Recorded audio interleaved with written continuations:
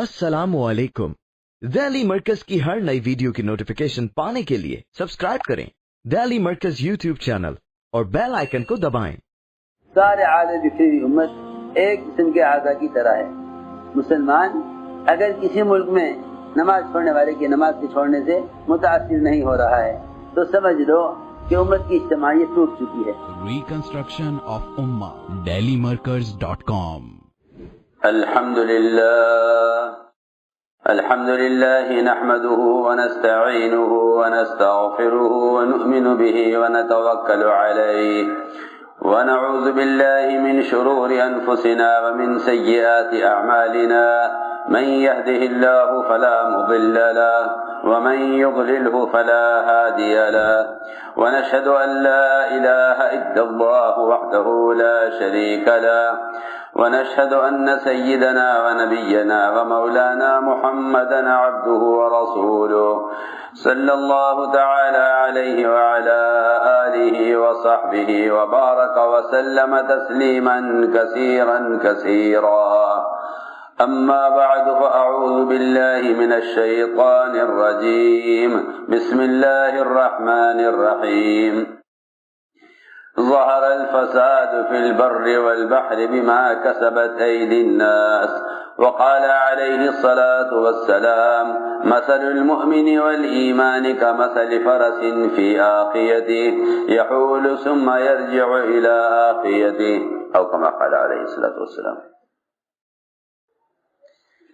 میرے دوستو بزرگوں عزیزو، اللہ تعالی کی طرف سے حالات دو وجہ سے لائے جاتے ہیں، اس لیے کہ اللہ تعالی حکیم ہیں، ان کا کوئی بھی فعل، کوئی بھی عمل، کوئی فیصلہ حکمت سے خالی نہیں۔ اللہ رب العزت حالات دو وجہ سے لاتے ہیں، ایک مسلمان کی تربیت کے لیے، ایک اس کی طہارت کے لیے، اس کی تربیت اور طہارت۔ صحابہ کرام حالات کو نعمت سمجھتے تھے، ہم حالات کو مصیبت سمجھتے ہیں اور صحابہ حالات کو نعمت سمجھتے تھے۔ ابو درداء رضی اللہ عنہ فرمایا کرتے تھے کہ تین چیزیں مجھے محبوب ہیں لیکن لوگوں کو وہ ناگوار ہیں، موت، بیماری اور فاقہ۔ یہ تین چیزیں مجھے محبوب ہیں اور لوگ ان کو برا سمجھتے ہیں، حالانکہ یہ چیزیں مجھے محبوب ہیں۔ کیوں؟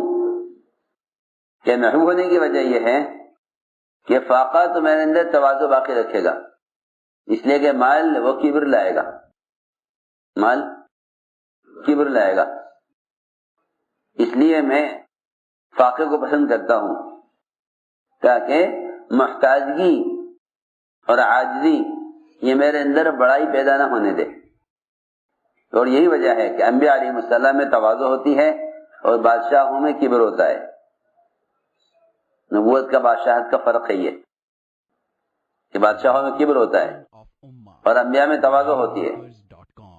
دوسری بات یہ ہے کہ موت کو پسند کرتا ہوں اس لیے کہ صرف موت ہی ہے ایک سبب کہ اگر یہ آ جائے تو یہ اللہ سے ملا دیتی ہے، اللہ سے ملا دیتی ہے۔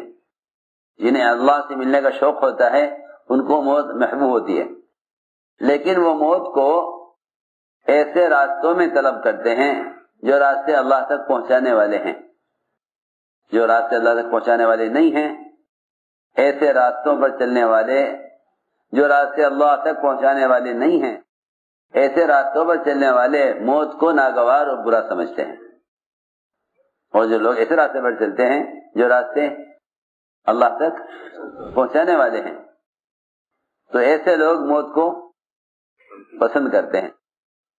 کہا کہ موت اس لیے پسند ہے کہ موت اللہ سے ملانے کا سبب اور ذریعہ ہے۔ اور بیماریاں اس لیے چاہتا ہوں، بیماریاں اس لیے چاہتا ہوں کہ بیماریاں گناہوں سے پاک کر دیتی ہیں۔ تو میں نے عرض کیا کہ اللہ رب العزت حالات لاتے ہیں دو وجہ سے، ایک تربیت کے لیے، دوسرے طہارت کے لیے۔ اگر حالات نہ آئیں تو لوگ تربیت نہیں پا سکتے، اس لیے کہ توبہ کی طرف آدمی کو حالات لاتے ہیں، توبہ کی طرف حالات لاتے ہیں، لیکن ان لوگوں کو حالات میں توبہ کی توفیق نہیں ہوتی، ان لوگوں کو حالات میں توبہ کا خیال نہیں آتا جو حالات کو اپنے جسم سے باہر کے نقشوں سے جوڑ دیتے ہیں۔ جسم کو حالات کہاں سے جوڑ دیتے ہیں؟ اپنے جسم کے باہر سے۔ جو حالات کو اپنے جسم سے باہر کے نقشوں سے جوڑ دیتے ہیں ان کو توبہ کی توفیق نہیں ہوتی۔ کیوں؟ اس لیے کہ وہ حالات کو اسباب کی طرف منسوب کرتے ہیں، وہ حالات کو اسباب کی طرف منسوب کرتے ہیں، بننے کو بھی اور بگڑنے کو بھی دونوں کو منسوب کرتے ہیں اسباب کی طرف۔ سنو وہ توجہ سے بات، جتنے بھی اسباب ہیں چاہے وہ حکام کی لائن کے ہوں، مال کی لائن کے ہوں، تجارت کی لائن کے ہوں، زراعت کی لائن کے ہوں، سیاست کی لائن کے ہوں، جس لائن کے بھی اسباب ہیں، جو شخص اپنے حالات کو اسباب سے جوڑے گا وہ کبھی توبہ پر نہیں آئے گا، جو برے حالات کو اسباب سے جوڑے گا وہ توبہ پر نہیں آئے گا، اور جو اچھے حالات کو اسباب سے جوڑے گا، اچھے حالات کو اسباب سے جوڑے گا کہ وہ کبھی شکر پر نہیں آئے گا، وہ کبھی شکر پر نہیں آئے گا۔ جی ہاں، کیونکہ جب مسلمانوں کو غیروں سے مدد ملنے لگے گی تو یہ کہیں گے کہ ہماری مدد انہوں نے کی ہے، اور جب مسلمانوں پر تنگی حالات اور مختلف قسم کے قوانین ان پر لاگو ہوں گے تو یہ کہیں گے کہ یہ حالات ان کی طرف سے آ رہے ہیں۔ جی ہاں، سنو غور سے، یا تو یہ شکر کریں گے غیروں کا ان کی طرف سے سہولت کے آنے پر، یا یہ شکایت کریں گے غیروں کی ان کی طرف سے حالات کے آنے پر۔ حالانکہ سچی بات یہ ہے کہ جس طرح ایک انسان یہ سمجھتا ہے کہ میں حالات کے بننے بگڑنے کا میرے جانور سے کوئی تعلق نہیں، اس طرح خدا کی قسم حالات کے بننے بگڑنے کا حکام سے بھی کوئی تعلق نہیں۔ سیدھی بات ہے، بالکل۔ آپ کی دکان نہ چلے، کارخانہ نہ چلے، کیا آپ کہہ سکتے ہیں کہ اگر میں بکری بدل دوں اپنی تو میری دکان چل جائے گی؟ لوگ کہیں گے نہیں، تمہاری بکری سے کیا تعلق تمہاری دکان کے چلنے نہ چلنے کا؟ تمہاری بھینس سے کیا تعلق تمہارے کارخانے کے چلنے نہ چلنے کا؟ وہ بیچارہ ایک بے زبان جانور ہے، ایک بے زبان جانور ہے، اللہ کی مخلوق تمہارے نفع کے لیے اللہ نے پیدا کی ہے۔ کوئی اس بات کو ماننے کو تیار نہ ہوگا کہ تمہاری دکان چل جائے گی تم بکری بدل دو، اور تمہارے کارخانہ چل جائے گا تم بھینس بدل دو۔ ارے میرے کارخانے کے چلنے نہ چلنے کا جانور سے کیا تعلق؟ میں اسی طرح عرض کرنا چاہتا ہوں کہ مسلمان کے حالات کے بننے بگڑنے کا انعام سے کوئی تعلق نہیں، جس طرح انعام سے تعلق نہیں حکام سے بھی کوئی تعلق نہیں، کیونکہ جو لوگ اپنے حالات کے بننے بگڑنے کو باہر کی شکل میں دیکھتے ہیں وہ ان کو حالات اللہ کی طرف نہیں لاتے، توبہ کی طرف نہیں لاتے، اور ان کو اچھے حالات شکر کی طرف نہیں لاتے، اچھے حالات شکر کی طرف نہیں لاتے۔ میں نے احتجاج کیا کہ سب سے پہلی بات یہ ہے کہ دنیا کے تمام فساد کا تعلق مومن کے عمل سے ہے، دنیا کے فساد کا تعلق مومن کے عمل سے ہے۔ بس مومن میں اور غیر مومن میں فرق یہ ہے، مومن اور غیر مومن میں فرق یہ ہے کہ مومن حالات سے عبرت لے گا، حالات سے عبرت لے گا، حالات سے عبرت لے گا۔ اگر نابینا کو کوئی آدمی مار کر گزر جائے تو یہ پوچھے گا لوگوں سے کس نے مارا، پوچھے گا کس نے مارا۔ ٹھوکر لگے گی تو پوچھے گا کس چیز میں ٹھوکر لگی، کیونکہ یہ اندھا ہے، اس کو نہیں معلوم اس کو کس نے مارا، اس کو ٹھوکر کہاں لگی۔ لیکن مومن بینا ہے، مومن بینا ہے، اس کو ایک ٹھوکر بھی لگے گی نا تو اسے فوراً اپنی کوئی بدعملی یاد آئے گی، اس کو اپنی کوئی بدعملی یاد آئے گی کہ مجھ سے یہ غلطی ہوئی تھی جس پر اللہ تعالیٰ نے میری تنبیہ کے لیے مجھ پر یہ حالات ڈالے ہیں. بہت آسان ہے مسلمان کے لیے راستہ تلاش کرنا اور حالات سے نکلنا. ہر آنے والے حال کا سبب اپنے اندر تلاش کرو. ہر آنے والے حال کا سبب اپنے اندر تلاش کرو. ہر آنے والے حال کا سبب اپنے اندر تلاش کرو، باہر نہیں. اس لیے کہ جتنے بھی دنیا میں حالات ہیں ان کا تعلق مسلمان کے جسم سے باہر کی چیزوں سے نہیں ہے. مسلمان اصل کائنات ہے. مسلمان اصل کائنات ہے. ہر آنے والے حال کا سبب اپنے جسم میں تلاش کرو. ہر آنے والے حال کا سبب جسم میں تلاش کرو. یہ مومن کی پہچان ہے.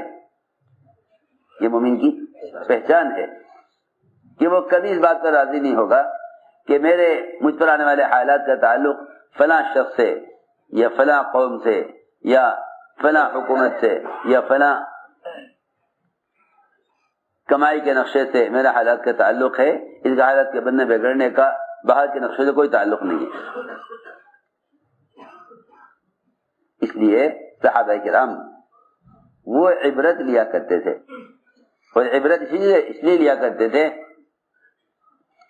کہ عبرت لینا صرف مومن کا کام ہے. عبرت لینا صرف مومن کا کام ہے. اللہ نے جہاں بھی عبرت لینے کا حکم فرمایا قرآن میں، وہاں مومن کے لیے سمجھدار، عقل والا، اولو الالباب کہہ کر مخاطب کیا ہے ایمان والوں کو. فاعتبروا یا اولی الابصار، عبرت لو جن کے پاس دل کی آنکھیں ہیں. فاعتبروا یا اولی الالباب، عبرت لیں وہ لوگ جن کو اللہ نے حالات سے سبق لینے کی سمجھ دی ہے. حالات سے سبق لینے کی سمجھ دی ہے. قرآن میں اللہ نے جہاں عبرت کا حکم دیا وہاں ایمان والوں کو کہیں آنکھ والا کہا، کہیں عقل والا کہا. لیکن جانور کے بارے میں فرمایا کہ اللہ کو نہ ماننے والا وہ جانور کی طرح ہے کہ اس کو باندھ دیا جائے، کھول دیا جائے، اسے نہیں معلوم کیوں باندھا گیا تھا، کیوں کھول دیا گیا. فیما عقل وفیما ارسل، فیما عقل وفیما ارسل، دو حدیثیں ہیں. دونوں حدیثوں میں یہ واضح کیا ہے کہ مومن حالات میں کیا کرے گا اور کافر حالات میں کیا کرے گا.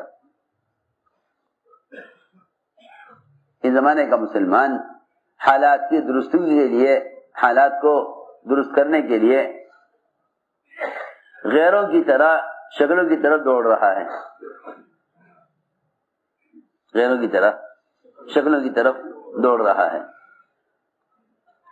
اس زمانے میں مسلمان حالات کی درستگی کے لیے غیروں کی طرح شکلوں کی طرف دوڑ رہا ہے. وہ جس طرف سے حال آتا ہوا دیکھتا ہے اس طرف دوڑتا ہے حال کو درست کرنے کے لیے. حال سے حال کو بدلنا فرعون کا مزاج تھا. حال کو اعمال سے بدلنا موسیٰ علیہ السلام اور بنی اسرائیل کا معمول تھا. حال کو اعمال سے بدلنا بنی اسرائیل موسیٰ علیہ السلام کا راستہ تھا. حال کو حال سے بدلنا فرعون کا راستہ تھا. جو بھی حال آتا تھا فرعون اپنی طاقت سے اس حال کا مقابلہ کرتا تھا. دو حدیثیں ملتی ہیں جس میں مومن کو حالات میں مومن اور کافر کا فرق بتلایا ہے.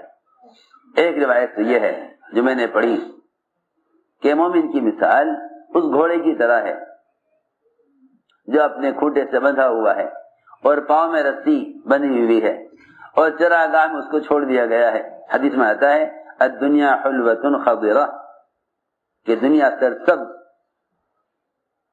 اور بڑی میٹھی ہے.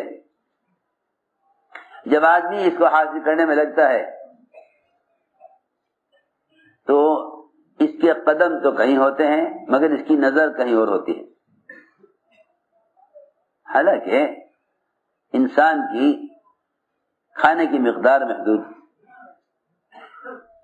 نظر آدمی آسمان تک بھی لے جا سکتا ہے. نظر آسمان تک بھی لے جا سکتا ہے. نظر آسمان تک بھی لے جا سکتا ہے، لیکن اس کی خوراک بہت محدود ہے۔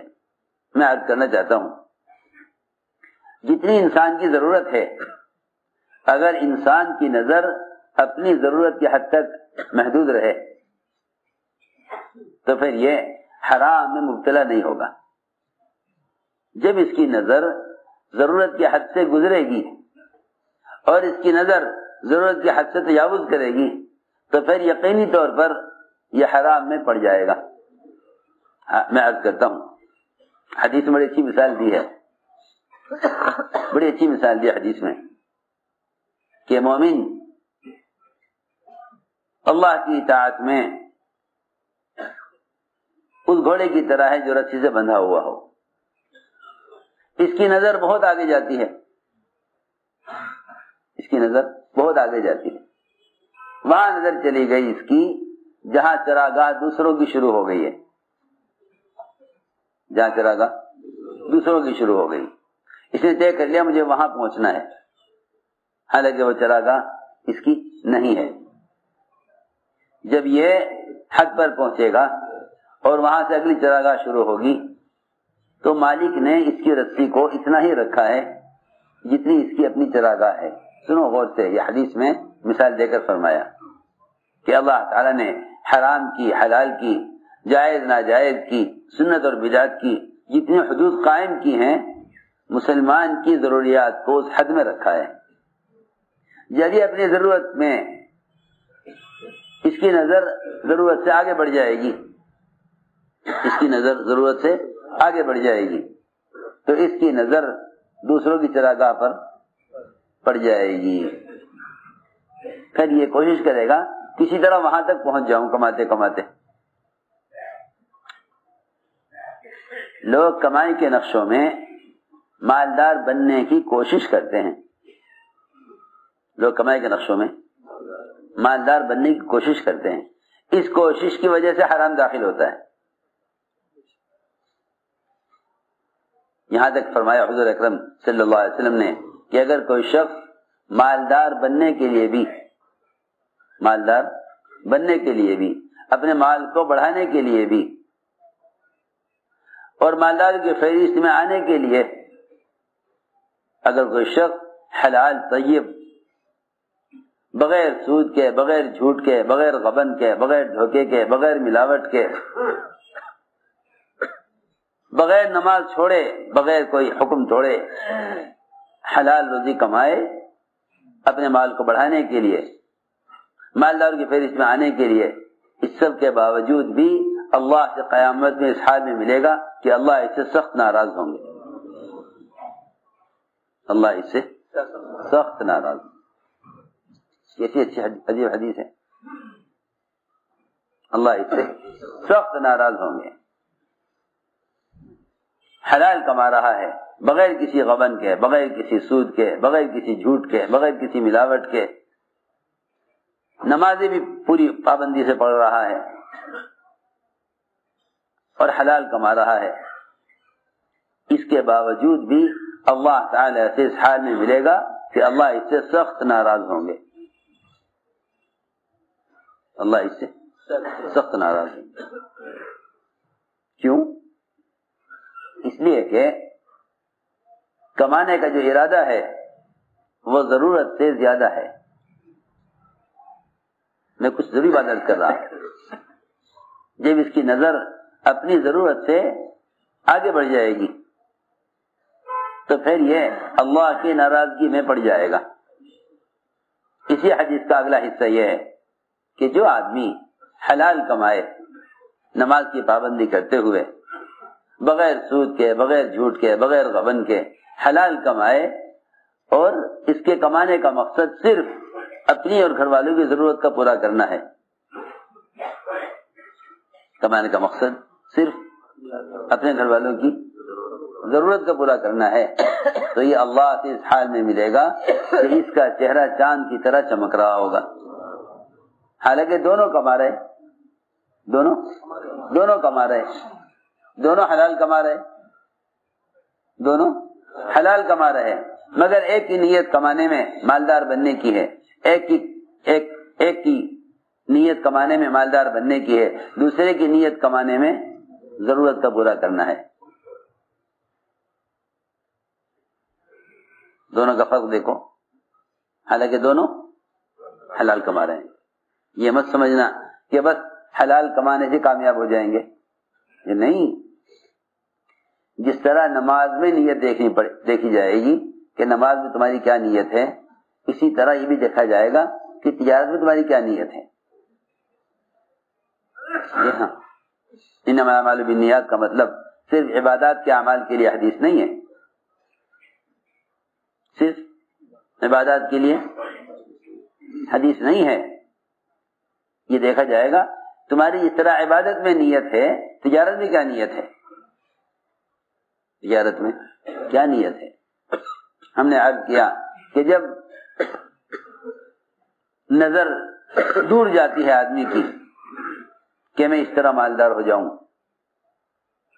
تو پھر یہ دوسرے کی چراگاہ میں داخل ہو جاتا ہے. پکی بات ہے، خوب اندازہ کیا ہم نے کہ جو لوگ مال کو بڑھانا چاہتے ہیں یا مالداروں کی فہرست میں آنا چاہتے ہیں، وہ مجبور ہوتے ہیں اپنی کمائی کے نقشوں میں حرام داخل کرنے پر.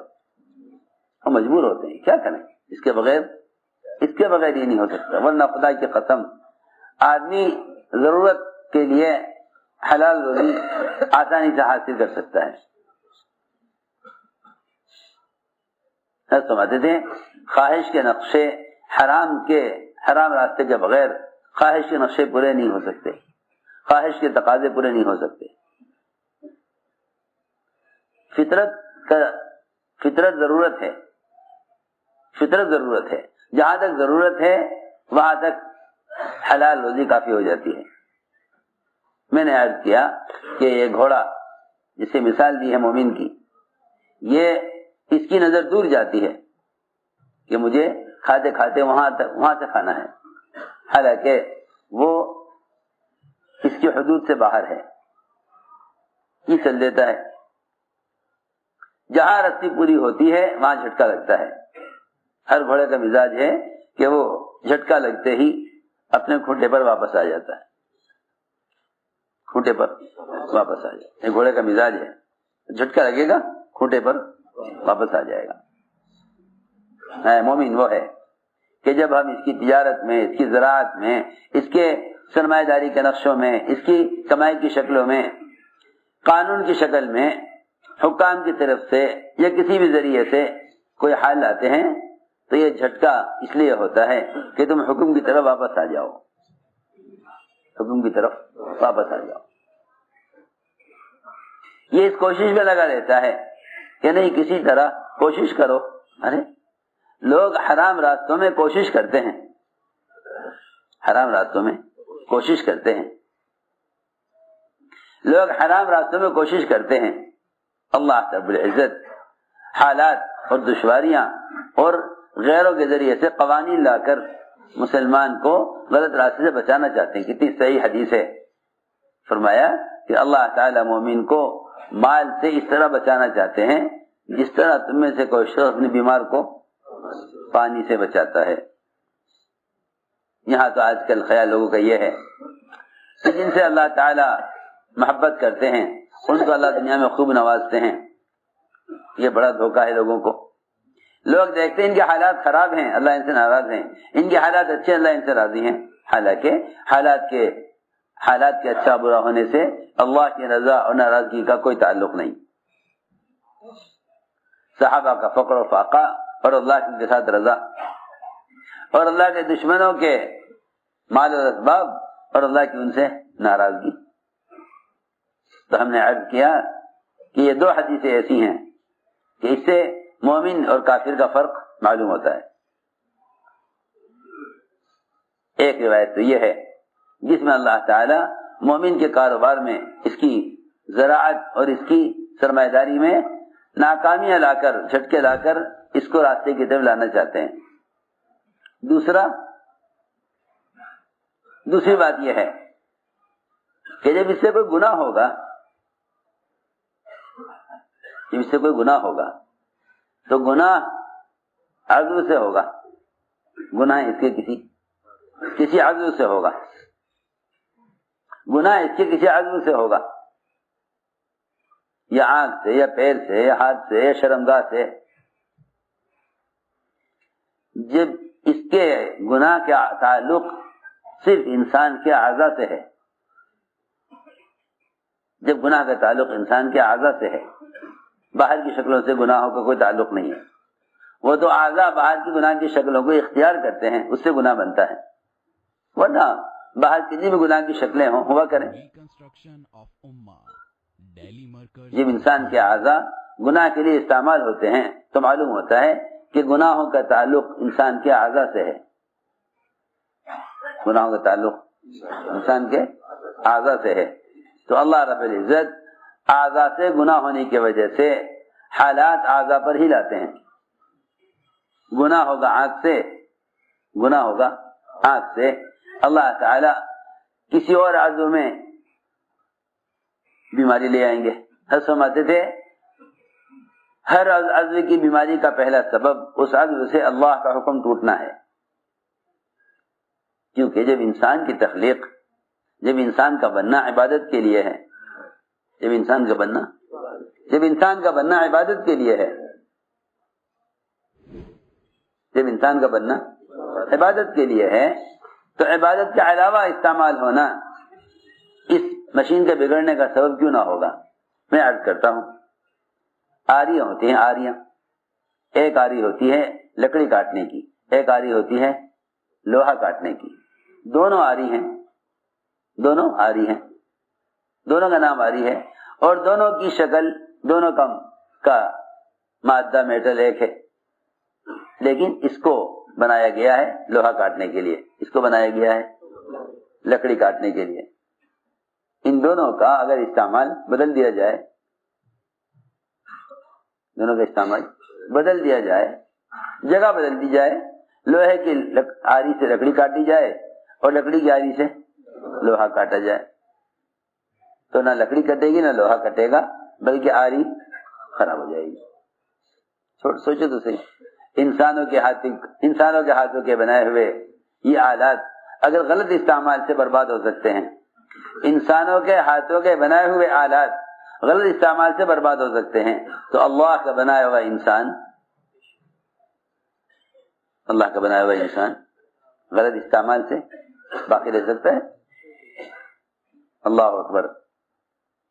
عمر رضی اللہ تعالیٰ عنہ نے صرف پیوند لگا ہوا کرتا اتار کر نیا کرتا پہننے پر ہی اتنا کہہ دیا تھا کہ اگر ہم نے غیروں کے طریقوں میں عزت تلاش کی تو اللہ ہمیں ذلیل کریں گے۔ سنو تو صحیح، یہاں فرائض کے چھوڑنے پر یا سنتوں کے چھوڑنے پر یا واجبات کے چھوڑنے پر یا کسی گناہ نعوذ باللہ شراب کے پینے پر، زنا کرنے پر نہیں کہہ رہے عمر کہ اگر ہم نے یہ گناہ کیے تو اللہ ہمیں ذلیل کر دیں گے، بالکل نہیں۔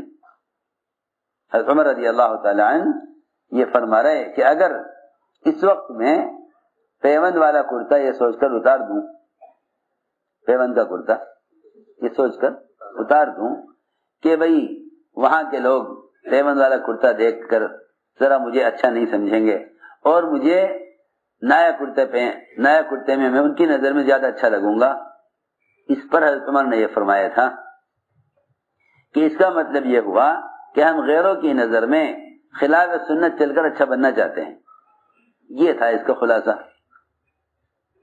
ہم غیروں کی نظر میں خلاف سنت چل کر اچھا بننا چاہتے ہیں۔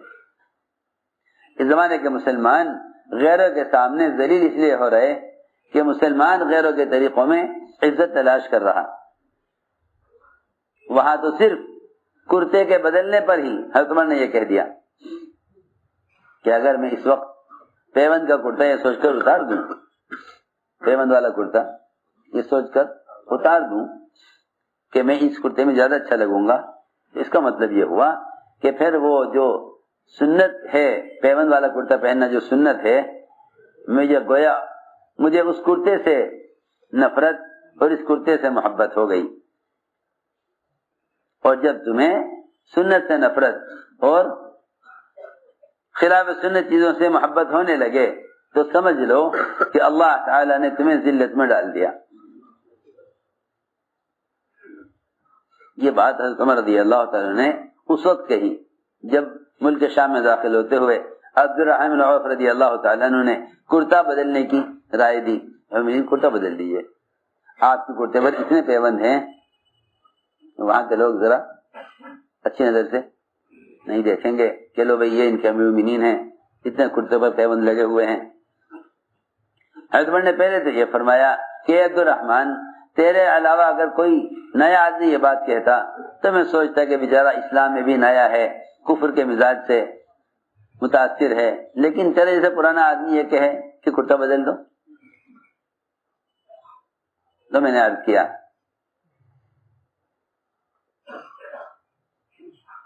کہ انسان کے بدن کے اعضاء سے جو گناہ ہوتے ہیں سب سے پہلے اللہ تعالی ان اعضاء پر ہی بیماریاں لاتے ہیں, اس لیے کہ انسان کے اعضاء استعمال ہوتے ہیں گناہ کے لیے, اس لیے سب پہلے حالات انسان کے اعضاء پر آتے ہیں. آپ دیکھیں ایڈز کی بیماری معاشرے کی خرابی سے ہے, ایڈز کی بیماری معاشرے کی خرابی سے, سیدھی بات ہے کہ اگر شرمگاہ حکم کے خلاف استعمال ہوگی تو شرمگاہ کی لائن کی بیماری آئیں گی. آنکھ اگر حکم کے خلاف استعمال ہوگی تو آنکھ کی لائن کی بیماری آئیں گی. اللہ تعالیٰ کا ایک نظام ہے کہ جیسے مومن کوئی گناہ کرتا ہے اللہ تعالیٰ فوراً تنبیہ کے لیے فوراً کوئی نقصان لے آتے ہیں. لیکن میں شروع سے کہہ رہا کہ جو لوگ اس زمانے کے مسلمان خاص طور پر یہ بھی آنے والے حالات کو حکام سے اور آنے والے حالات کو باہر کی شکل سے جوڑ دیں گے تو انہیں اپنی بدعمالیوں کی طرف ان کا خیال جائے گا ہی نہیں, بدعمالیوں کی طرف خیال جائے گا ہی نہیں.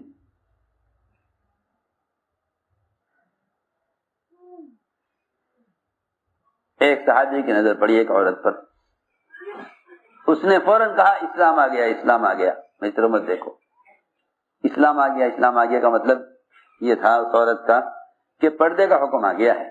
شاید تمہیں معلوم نہیں, تم کہیں باہر گئے ہوئے ہوں گے مدینے سے, تمہیں معلوم نہیں ہوگا کہ پردے کا حکم آ گیا.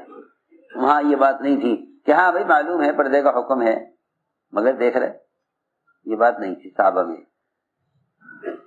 کیونکہ وہاں جو بھی علم آتا تھا وہ علم حکم کی شکل میں آتا تھا. ہمارے پاس جو علم ہے معلومات کی شکل میں ہے, ہمارے پاس جو علم ہے حرام حلال کا معلومات کی شکل میں ہے. صحابہ پر جو حکم آتا تھا وہ حکم کی شکل میں علم آتا تھا, وہ علم حکم کو علم کہتے تھے, ہم معلومات کو علم کہتے ہیں کہ ہاں معلوم ہے کہ نہیں, علم معلومات کے لیے نہیں ہے بلکہ علم تو حکم ہے. علم کیا ہے؟ حکم ہے. جی ہاں, علم حکم ہے,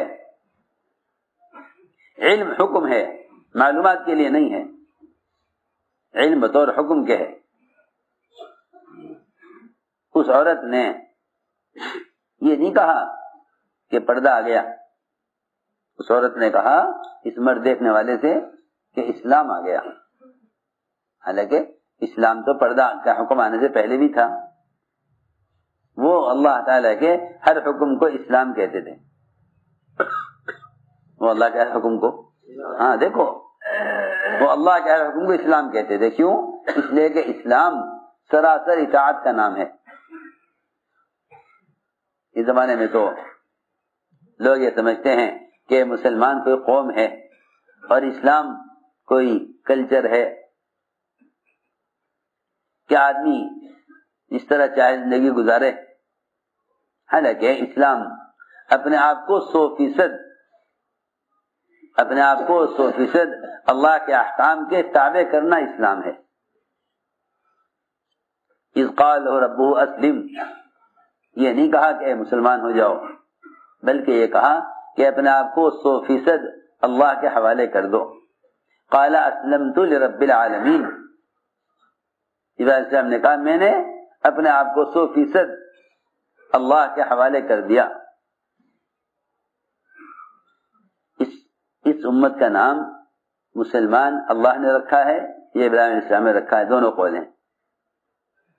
ہوا سماکم المسلمین، ہوا سماکم المسلمین، کہ تمہیں 100% اطاعت کرنے والا تمہارا نام تجویز کیا گیا ہے. یا اللہ نے نام رکھا ہے یا ابراہیم علیہ السلام نے نام رکھا ہے، کیونکہ جو ابراہیم علیہ السلام خود اپنے آپ کو 100% حکم کے حوالے کرنے والے تھے، انہوں نے ہی تمہارا نام دی. جیسے وہ خود تھے اطاعت کرنے والے، ایسا ہی انہوں نے اپنی امت کا نام مسلمان رکھا ہے. میں نے عرض کیا کہ 100% حکم کے حوالے اپنے آپ کو کرنا اسلام ہے. چنانچہ اس عورت نے کہا صحابی سے کہ اسلام آ گیا. ادھر اس پر نظر پڑی، ادھر دیوار سے سر ٹکرا گیا. اتنی سی بات. لوگ کہتے ہیں اے میاں وہ تو اتفاق سے سر پھوٹ گیا. میں کیا بتاؤں، اس زمانے میں جتنے مسلمان پر حالات ہیں وہ ان حالات کو اتفاق سے کہہ کر گزر جاتے ہیں. کس اتفاق سے؟ یہ تو اتفاق سے ہوا ہے. اتفاق سے کہنا ہی دہریت ہے. اتفاق سے کہنا ہی دہریت ہے. کوئی چیز اتفاق سے نہیں ہوتی. یہ تو ہونا نہیں تھا، اتفاق سے ہو گیا. اتفاق سے کہنا ہی دہریت ہے. اتفاق سے کہنا ہی دہریت ہے. یہ کہنا کہ یہ تو خود بخود ہو گیا، خود بخود کوئی چیز، کسی چیز کا خود بخود ہو جانا، کسی چیز کا خود بخود ہو جانا اللہ تعالی کی قدرت کا انکار کرنا ہے. یہ نہیں کہو اللہ کے امر سے ہوا، اللہ کے امر سے ہوا. جب تم ہر چیز کو اللہ کے منسوب کرو گے نا تو فوراً سمجھ میں آ جائے گا کہ پھر اللہ نے ایسا کیوں کیا. اس پر نظر آئے گی اپنے اعمال کی طرف کہ اللہ نے ایسا کیوں کیا. لیکن جو لوگ اپنے اچھے برے حالات کو اللہ کی طرف منسوب ہی نہیں کریں گے ان میں دو خرابیاں پیدا ہو جائیں گی.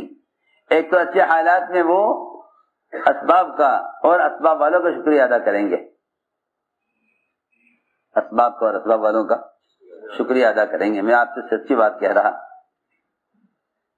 مسلمان زمین کے تشکر پر آ جائے گا. مسلمان زمین کے تشکر، بہت توجہ سے بات سننا، مسلمان زمین کے تشکر پر آ جائے گا کہ بھائی زمین کا شکریہ ادا کرو کہ زمین غلہ دے رہی ہے. مسلمان سے کہا جائے گا کہ بھائی آؤ تم بھی ہمارے ساتھ مل کر زمین کا شکر ادا کرو کہ زمین غلہ دے رہی ہے، ہمیں پال رہی ہے. کہ نہیں، تم زمین کی بات کر رہے، ہم تو اللہ کے غیر کا تشکر ہی نہیں مانتے. ہم تو یہ بھی نہیں کہتے کہ بھائی ملائکہ کا شکریہ کہ ملائکہ نے مدد کر دی. یہ نہیں، ہم تو شکر کی نسبت صرف اللہ کی طرف کرتے ہیں. شکر کی نسبت صرف اللہ کی. سنو میری بات توجہ سے، شکر کسے کہتے ہیں؟ شکر کہتے ہیں سارے بدن کے اعضاء کو اللہ کی اطاعت میں تھکانا. سارے بدن کے اعضاء کو اللہ کی اطاعت میں تھکانا، اس کو شکر کہتے ہیں. سارے بدن کے اعضاء کو اللہ کی اطاعت میں تھکانا، اس کو شکر کہتے ہیں. ہم حیران ہیں، انسان کا سارا بدن وہ نعمتوں سے فائدہ اٹھاتا ہے، نعمتوں سے فائدہ اٹھاتا ہے، سارا بدن نعمتوں سے فائدہ اٹھاتا ہے. شکر کون کرتی ہے؟ شکر کرتے ہیں زبان سے. سوچو تو صحیح کتنی بڑی بے انصافی ہے. سارا بدن نعمتوں سے فائدہ اٹھاتا ہے، شکر کرتے ہیں زبان سے. شکر کرتے ہیں زبان سے. اگر آپ کا کوئی کام ہو اور 4 آدمی مل کر آپ کے کام کریں تو آپ ہر آدمی سے الگ الگ شکریہ ادا کرنے جائیں گے. جی ہاں کہ بھائی ان کا بھی شکریہ ادا کرو. دیکھو ان کو بھی جا کے کہو, جائے ان کے پاس بھی چل کے جاؤ, ان سے بھی کہو کہ جی آپ کا شکریہ, آپ نے یہ کام کر دیا. سارے بدن کے اعضاء نعمتوں سے فائدہ اٹھاتے ہیں اور سب کی طرف سے زبان شکریہ ادا کرے. کتنی بڑی بے انصافی ہے. جب سارا بدن نعمتوں سے فائدہ اٹھا رہا تو بدن کے ہر عضو کو چاہیے کہ اللہ کا شکر ادا کرے. بدن کے ہر عضو کو چاہیے کہ وہ اللہ کا شکر ادا کرے. بدن کے ہر عضو کو چاہیے کہ اللہ کا شکر ادا کرے.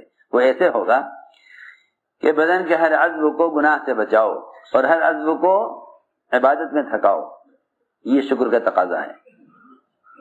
اے اللہ تیرا شکر زبان سے کہنا, اس سے شکر کے الفاظ ادا ہوتے ہیں, شکر ادا نہیں ہوتا. زبان سے شکر کے الفاظ ادا ہوتے ہیں, شکر نہیں ادا ہوتا. شکر کی ادائیگی زبان سے نہیں ہوتی. شکر کی ادائیگی سارے اعضاء سے ہوگی, کیونکہ نعمتوں سے سارے اعضاء فائدہ اٹھا رہے ہیں. جب نعمت سے سارے اعضاء فائدہ اٹھا رہے ہیں تو سارے اعضاء کو حکم پر لانے سے شکریہ ادا ہوگا. میں نے عرض کیا کہ شکر یہ ہے کہ تم نعمت کی نسبت اللہ کی طرف کرو. نعمت کی نسبت اللہ کی طرف کرو. اور شرک یہ ہے کہ تم نعمت کی نسبت اللہ کے غیر کی طرف کرو. نعمت کی نسبت کتنا آسان ہے. شکر یہ ہے کہ تم نعمت کی نسبت اللہ کی طرف کرو. شرک یہ ہے کہ تم نعمت کی نسبت اللہ کے غیر کی طرف کرو. اللہ نے ایک آیت میں دونوں کو جمع کر دیا, شاکر اور مشرک. شاکر اور مشرک. ایک قرآن کی آیت میں دونوں کو الگ الگ بیان کر دیا کہ شاکر کون ہے, مشرک کون ہے. شاکر کون ہے اور مشرک کون ہے. اللہ تعالی شکر کرنے والوں سے راضی ہوتے ہیں اور شرک کرنے والوں سے ہمیشہ کے لیے ناراض ہیں. اور دونوں کو ایک آیت میں اللہ نے بیان کر دیا. اور اللہ کا کلام عجیب ہے کہ ایسی حالت کو بیان کیا جس میں انسان کو خیال ہی نہیں آ سکتا اس بات کا کہ میں اس وقت اللہ کا شکر ادا کروں یا مخلوق کا شکر ادا کروں. سنو تو صحیح, عجیب اللہ نے آیت قرآن میں بیان کی. هو الذي خلقكم من نفس واحدة وجعل منها زوجها ليسكن إليها فلما تغشاها حملت حملا خفيفا فمرت به فلما أثقلت دعوا الله ربهما لئن آتيتنا صالحا لنكونن من الشاكرين فلما آتاهما صالحا جعل له شركاء فيما آتاهما. اس آیت میں شاکر اور مشرک, سنو دھیان سے جاگ کر, شاکر اور مشرک دونوں کو بیان کر دیا. اللہ وہ ہیں کہ جس نے تمہیں ایک جان سے پیدا کیا اور تم میں سے ہی تمہاری بیوی کو, عورت کو پیدا کیا, اور اس کو اس لیے پیدا کیا تاکہ تم اس کے پاس جا کر سکون پاؤ.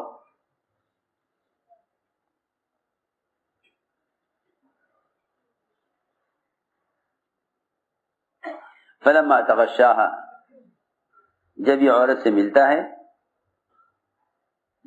ملتا ہے تو اس کے ملنے پر اللہ کے حکم سے ہلکا سا حمل ٹھہر جاتا ہے. حملت حملا خفیفا, ہلکا سا حمل ٹھہر جاتا ہے. اسے خبر بھی نہیں ہوتی کتنا ہلکا سا حمل ہوتا ہے. وہ گھر کے کام کاج میں پھرتی رہتی ہے, گھر کے کام کاج میں عورت پھرتی رہتی ہے.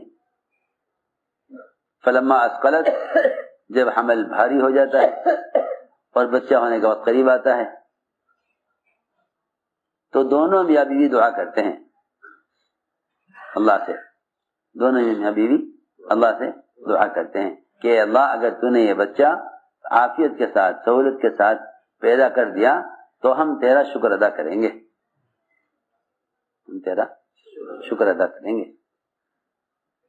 اے اللہ اگر یہ بچہ عافیت سے ہو گیا تو ہم کہیں گے تو نے ہی کیا ہے، تیرا شکر ادا کریں گے۔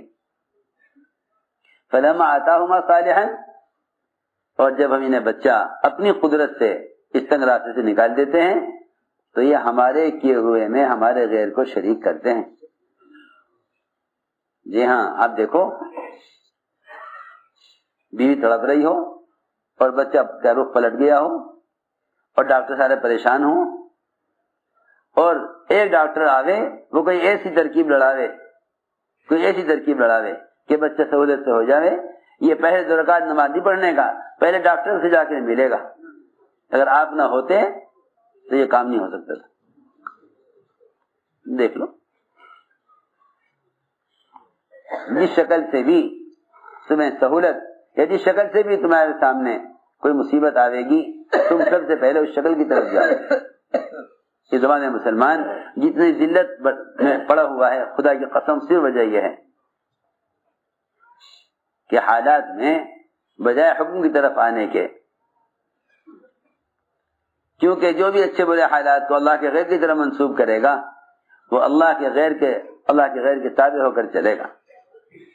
صحابہ کے اقوال میں ملتا ہے کہ جو دنیا کا طالب ہو جاتا ہے وہ دنیا والوں کا غلام ہو جاتا ہے۔ جو دنیا کا طالب ہوتا ہے دنیا والوں کا غلام، جو دنیا کا طالب ہوتا ہے دنیا والوں کا غلام ہو جاتا ہے کہ بھئی ان کے ہاتھ میں اسباب ہیں، ان کے ہاتھ میں مال ہے، انہی کے ہاتھ میں مسئلے کا حل ہے، تو بیچارے ان کے غلام ہو جائیں گے۔ ہم نے عرض کیا کہ شکر اور شرک میں کیا فرق ہے، شکر اور شرک میں کیا فرق ہے۔ اللہ اکبر، اس آیت میں صاف بتا دیا کہ شاکر وہ ہے جو نسبت اللہ کی طرف کرے، اے اللہ تو نے ہی دیا ہے، اے اللہ۔ اسی لیے شکر پر نعمت کے بڑھانے کا وعدہ ہے۔ اللہ تعالی دیکھتے ہیں کہ جب میرے بندے نے نعمت کی نسبت میری طرف کی ہے تو میں اس کی نعمت کو بڑھا دوں، اور اگر نعمت کی نسبت اللہ کے غیر کی طرف کرے تو پھر نعمت اسے چھن جاوے گی، نعمت اس سے چھین لی جائے گی۔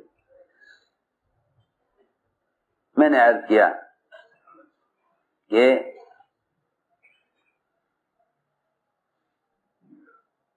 اچھے برے ہر قسم کے حال کو اللہ کی طرف منسوب کرو، اللہ کی طرف منسوب کرو، یہ شکر ہے۔ حضور اکرم صلی اللہ علیہ وسلم کو اللہ نے ایک نعمت یہ دی، آپ نے لمبا سجدہ کیا، لمبی نماز پڑھی۔ حضرت عائشہ نے فرمایا کہ جب اللہ نے آپ کے سارے گناہ معاف کر دیے تو آپ اتنی کوشش کیوں کر رہے ہیں؟ فرمایا افلا اکون عبدا شکورا، کہ میں اللہ کا شکر گزار بندہ نہ بنوں۔ معلوم ہوتا ہے کہ عبادت کی کثرت یہ شکر کا راستہ ہے، عبادت کی کثرت یہ شکر کا راستہ ہے۔ شکر کا مطلب ہی یہی ہے کہ تم اس کی عبادت میں آگے بڑھو، اس کی عبادت میں کوشش زیادہ کرو، یہ شکر ہے۔ جیسے میں نے عرض کیا تھا کہ صرف زبان سے نہیں، سارے اعضاء کا عبادت میں تھکانا، اس کو شکر کہتے ہیں۔ سارے اعضاء کا عبادت میں تھکانا اس کو شکر کہتے ہیں۔ تو میرے دوستو عزیزو، اگر نعمت کی نسبت اللہ کی طرف نہیں کرو گے تو پھر میں عرض کر چکا کہ پھر ان سے کہا جائے گا کہ بھئی آؤ تم بھی ہمارے ساتھ مل کر زمین کا شکریہ ادا کرو، کہ زمین غلہ دے رہی ہے۔ آپ دیکھیں گے اللہ کو نہ ماننے والے،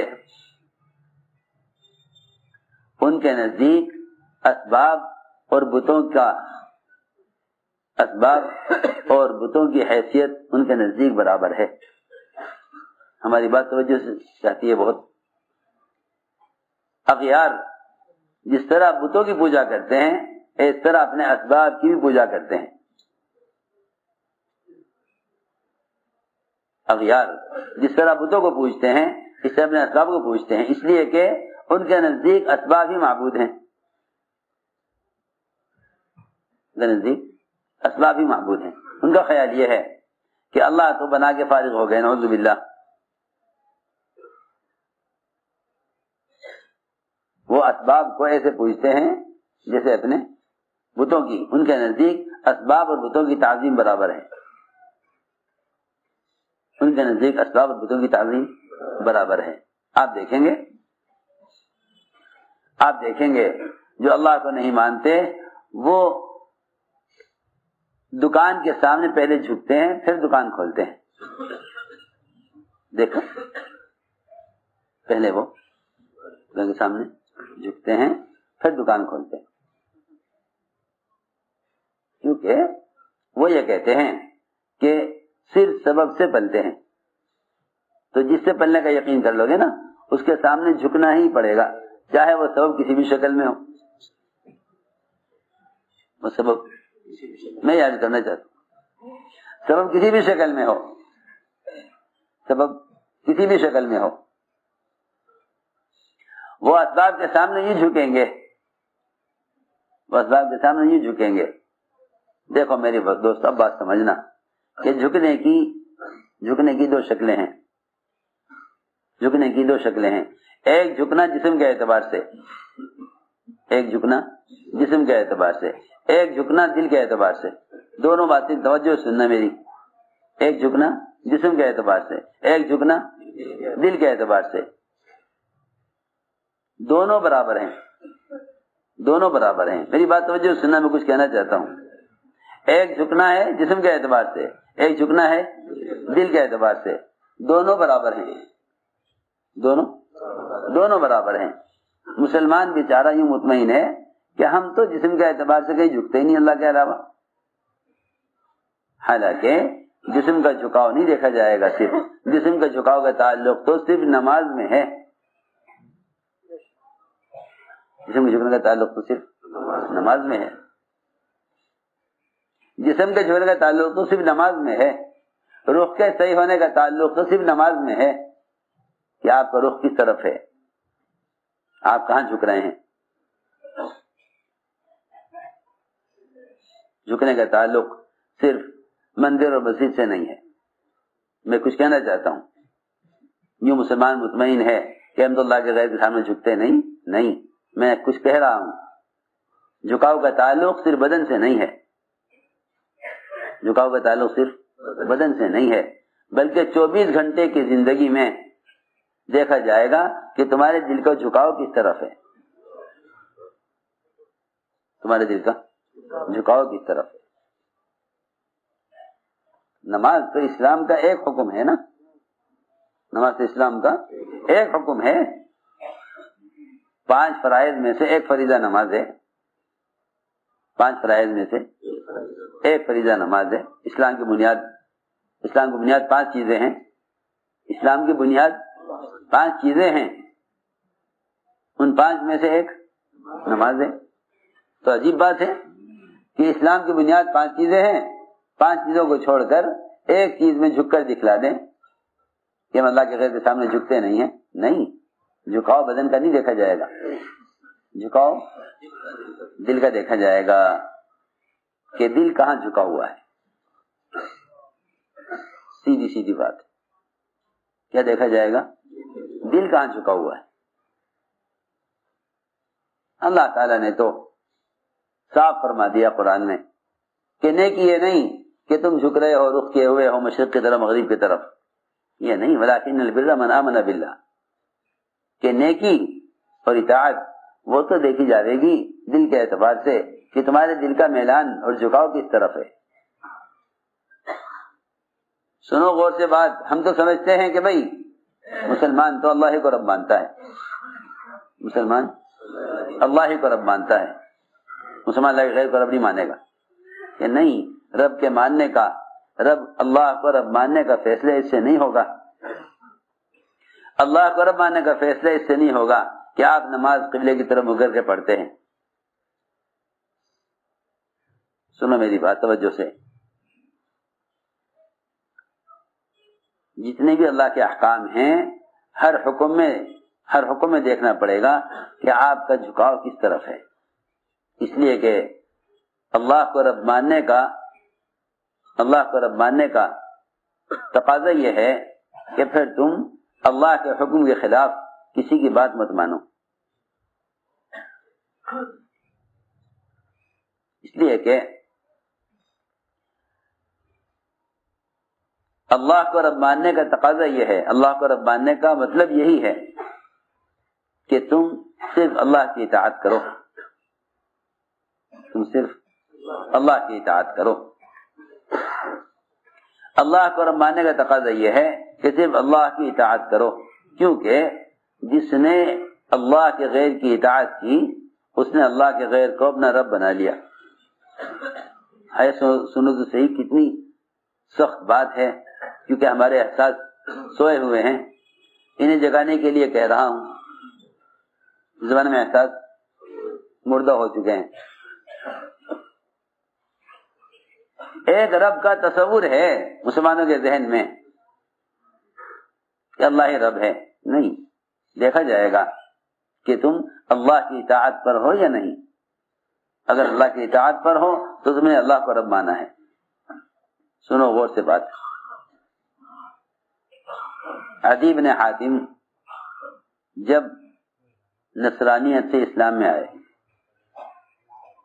پہلے نصرانی تھے پھر اسلام لے آئے, پھر اسلام لے آئے. جب پہلے نصرانی تھے پھر اسلام لے آئے.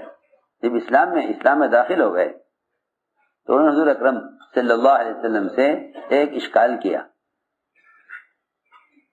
آپ سے ایک سنو اے سونے والوں, کیا کیا؟ ایک اشکال کیا. حج کیا کہ رسول اللہ صلی اللہ علیہ وسلم, یہ بات سمجھ میں نہیں آتی, یہ بات سمجھ میں نہیں آتی کہ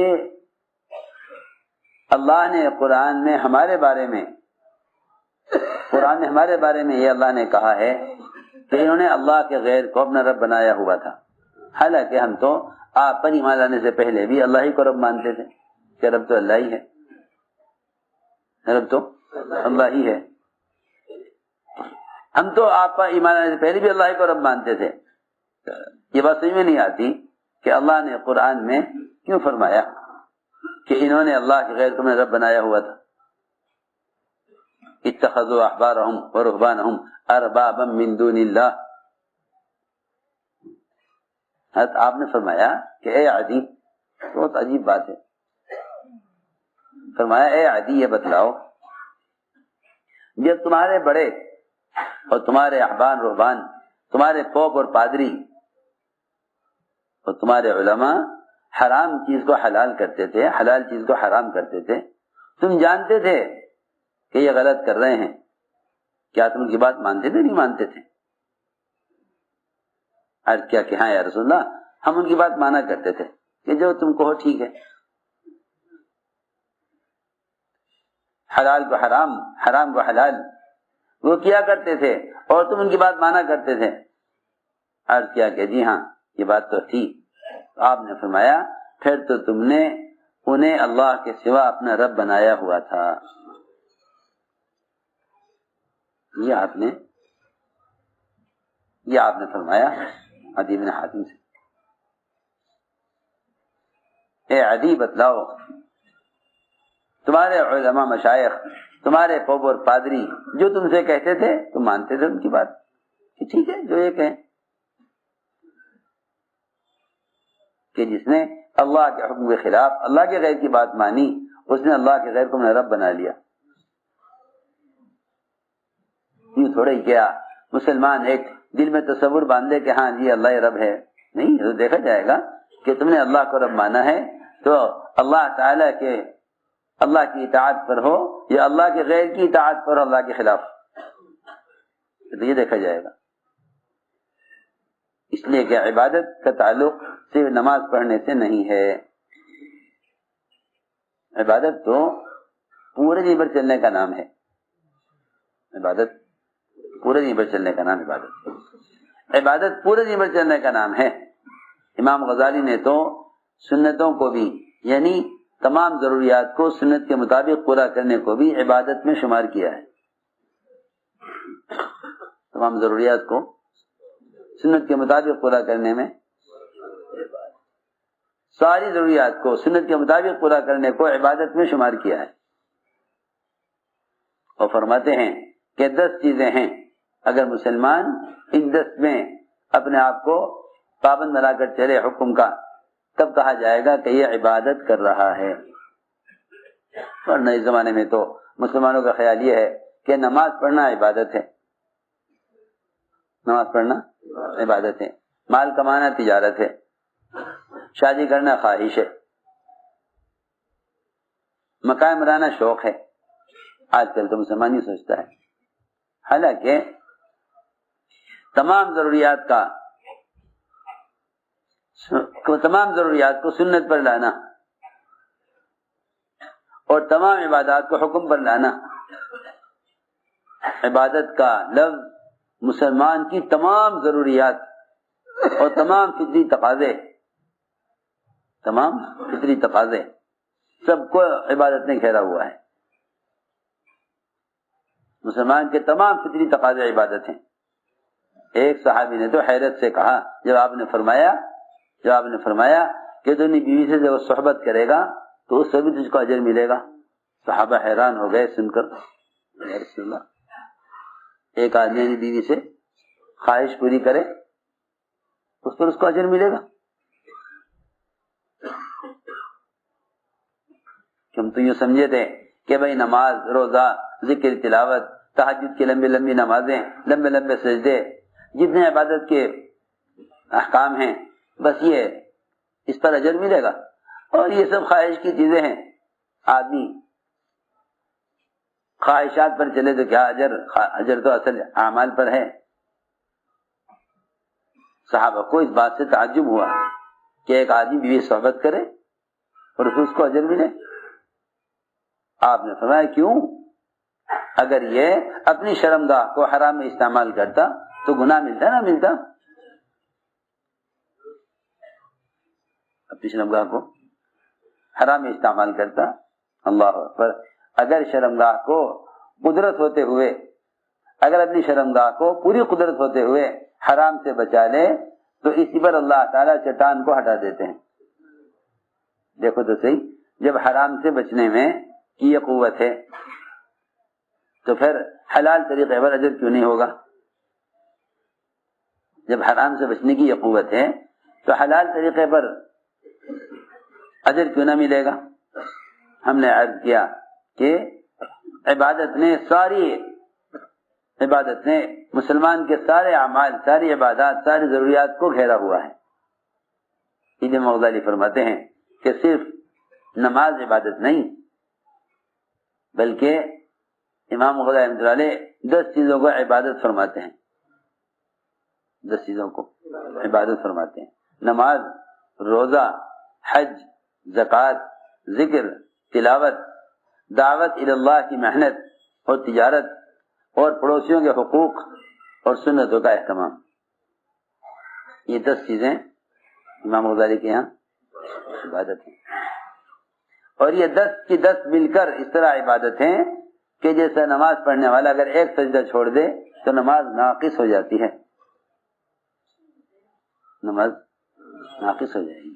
یہ نہیں کہا جائے گا کہ ہاں بھائی اتنے اعمال تو کر ہی رہا ہے، اگر ایک سجدہ چھوٹ گیا تو کیا بات.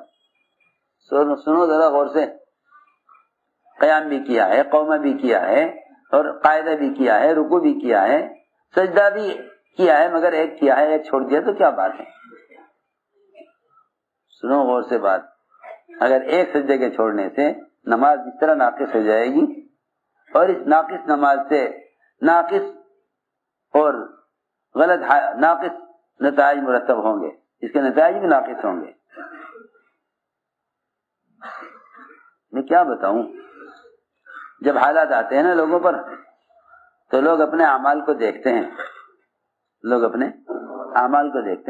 اجی ہم تو نماز بھی پڑھتے ہیں پھر بھی ایسا ہو رہا ہے. عجیب بات ہے، کمائی میں حکم توڑتے ہیں، نماز برکت دیکھتے ہیں. کمائی میں حکم توڑتے ہیں، نماز میں برکت دیکھتے ہیں. کمائی میں حکم توڑتے ہیں، نماز میں برکت دیکھتے ہیں. پھر یہ شکایت کرتے ہیں کہ جی نماز بھی پڑھتے ہیں ہم تو، پھر بھی دکان پہ ناجائز قبضہ کر لیا کسی نے، دکان پہ جھوٹا مقدمہ ڈال دیا. اجی میں تو نماز پڑھ کے نکل رہا تھا مسجد سے، میری تو کوئی غلطی تھی نہیں. اس زمانے کے سارے بے عقل ہیں وہ جو سمجھتے ہیں کہ مسلمان مظلوم ہے، جو سمجھتے ہیں کہ مسلمان مظلوم ہے. بے عقل لوگ ہیں، بے عقل ہیں وہ لوگ جو سمجھتے ہیں مسلمان مظلوم ہے. جب تک مسلمان اپنے آپ کو مظلوم سمجھتا رہے گا پریشان رہے گا. یوں نہیں کہ مظلوم سمجھنے سے مدد آ جائے گی. مسلمان کی مدد جب ہوگی اللہ کی طرف سے جب مسلمان اپنے آپ کو ظالم سمجھ لے. جب تک مسلمان آپ کو مظلوم سمجھتا رہے گا اللہ کی مدد نہیں آئے گی. جب تک مسلمان اپنے آپ کو مظلوم سمجھتا رہے گا اللہ کی مدد نہیں آئے گی. میں تم سے ساری حضرت کی باتیں نقل کر رہا، بیانات پڑھا کر مولانا حفیظ صاحب کے تو پتہ چلے گا حضرت کیا چاہتے تھے. جب تک مسلمان اپنے آپ کو مظلوم سمجھتا رہے گا اللہ کی مدد نہیں آئے گی. جس دن اپنے آپ کو ظالم سمجھ لے گا اسی دن مدد آ جائے گی. اسی دن جس دن اپنے آپ کو ظالم سمجھ. کیا بات ہے؟ بات یہ ہے پہلے مسلمان حکم توڑتا ہے، خواہش کے نقشوں میں پڑتا ہے، پھر اللہ تعالیٰ اغیار کو ان کے خواہش کے نقشوں کو توڑنے کے لیے استعمال کرتے ہیں. پھر یوں کہتا ہے دیکھو ہم مظلوم ہیں، ہمارا نقشہ توڑ دیا انہوں نے. سمجھ آ رہی بات؟ سمجھ آ رہی بات؟ میں تمہیں آسان کر کے بتاتا ہوں مثال. ایک آدمی نے خوب لوگوں کے حق مارے، خوب لوگوں کے حقوق مارے، حق مار مار کے پیسہ جمع کیا. جب سارے حق والوں نے اپنے حق کا مطالبہ کیا تو حکومت نے اس کے مال کو سیل کر کے جن جن کے حقوق تھے ان کو دے دی، ان کو دلوا دیے. جن کے حقوق تھے ان کو دلوا دی. یہ وہاں پہنچ گیا جہاں تھا. ابھی یہ کہتا ہے کہ دیکھو جی مجھ پر ظلم ہوا ہے، کہ نہیں تو مظلوم نہیں ہے، تو ظالم ہے، کیونکہ تو نے یہ سارا مال لوگوں سے ناحق چھینا تھا. اللہ نے کسی کو ذریعہ بنا کر تیرے مال کو، جس کو تو اپنا مال سمجھتا تھا، وہ جس کا مال تھا اللہ نے اس کے پاس پہنچا دیا. اب اگر تو یہ کہ ہاں واقعی میں نے ظلم کیا، اللہ اکبر، کامل ترین نماز ابو بکر صدیق کی نماز ہے. لیکن فرمایا حضور اکرم صلی اللہ علیہ وسلم نے کہ ابو بکر جب تو نماز سے بالکل فارغ ہونے لگو تو سلام پھیرنے سے پہلے یوں کہنا ظلمت نفسی ظلما کثیر. یہاں تو مسلمان نماز چھوڑ کر بھی ظالم نہیں، وہاں ابو بکر کامل نماز پڑھ کے بھی کہہ رہے میں ظالم ہوں. سوچو ذرا غور کرو میں کیا کہہ رہا. یہاں تو مسلمان نماز چھوڑ کر بھی ظالم نہیں، اپنے آپ کو کیا کہے گا؟ مظلوم ہی کہے گا. جی کیا مظلوم کہ جی کیا کریں، ہمارا ملک ہماری جگہ، ہم سے کہہ رہے تم یہاں کے نہیں. اللہ اکبر. اللہ تعالی نے ساری دنیا کی زمین کو اس امت کے لیے سجدگاہ بنایا. سوچو میں کیا کہہ رہا. پچھلی امتیں ان کے لیے لازم تھا کہ وہ اپنے معبد میں عبادت کریں. یہ اس امت کی خاصیت ہے، یہ اس امت کی خاصیت ہے کہ اللہ نے اس امت کے لیے ساری دنیا کی مسجد کو، ساری دنیا کی زمین کو سجدگاہ بنا دیا. جعلت لی الارض مسجدا وطہورا، یہ اس امت کی خاصیت ہے. بیت اللہ سے بلبلہ اٹھایا، بیت اللہ سے پانی کا بلبلہ اٹھایا. پہلے پانی ہی پانی تھا، خشکی کہیں نہیں تھی. جس جگہ بیت اللہ ہے، بیت اللہ کے بالکل وسط سے، درمیان سے پانی کا بلبلہ اٹھایا، اس سے ساری دنیا میں زمین کو پھیلایا. معلوم ہوتا ہے کہ جب زمین کا وجود میں آنا بیت اللہ کے وسط سے ہے، اور بیت اللہ ساری دنیا کے سجدہ کرنے والوں کا کی سجدے کے جو ہے سجدے کا رخ ہے. معلوم ہوتا ہے کہ ساری دنیا عبادت کے لیے، ساری زمین عبادت کے لیے ہے. سوچو تو صحیح. اللہ اکبر. معلوم ہوتا ہے کہ مسلمان کی سجدگاہ پوری دنیا کی زمین ہے. تو یہ مسلمان نے سجدہ ہی چھوڑ دیا, یہ مسلمان نے سجدہ ہی چھوڑ دیا. تو جو زمین سجدگاہ بنائی گئی تھی اس امت کے لیے, وہ زمین ان کے پاس کہاں رہے گی پھر؟ یہ سیدھی بات ہے. عبرت لیتے نہیں حالات سے. ابھی تک سب کے ذہن میں یہ ہے حکام بدلیں گے حالات بدلیں گے, سب کے ذہن میں یہ ہے حکام بدلیں گے حالات بدلیں گے. میں نے عرض کیا کہ اس زمانے کا مسلمان اپنے آپ کو مظلوم سمجھ رہا ہے, اور جب تک مظلوم سمجھتا رہے گا اللہ کی مدد آئے گی نہیں. جس دن کہہ دے گا ہاں میں ظالم ہوں, اس دن اللہ تعالیٰ اس پر مہربان ہو جائیں گے کہ میرے بندے نے اپنے جرم کا اعتراف کر لیا. جرم کا اعتراف اپنے آپ کو ظالم کہنے میں ہے, مظلوم کہنے میں نہیں ہے. جرم کا اعتراف کس میں ہے؟ اپنے آپ کو ظالم کہنے. اس کو میں عرض کر رہا تھا کہ یہاں تو نماز چھوڑ کر بھی اپنے آپ کو ظالم نہیں کہتا. وہاں ابو بکر رضی اللہ تعالیٰ عنہ سب سے کامل نماز, اگر نبی کے بعد کسی کی نماز کامل نماز ہے تو وہ ابو بکر کی نماز ہے. وہ نماز ابو بکر کی نماز کامل نماز ہے. وہ اس نماز کے اختتام پر کہہ رہے ہیں ظلمت نفسی ظلمن کثیر, میں نے تو ظلم کے پہاڑ توڑ لیے. کہ ایسے کیا ظلم کیا,